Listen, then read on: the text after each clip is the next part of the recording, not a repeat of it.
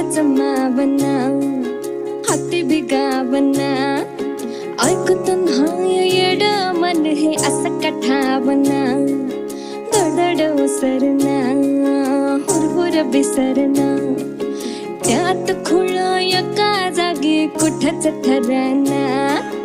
जागत राहतो एकटकात सपन बघत हे मन धावतया तुझ्याच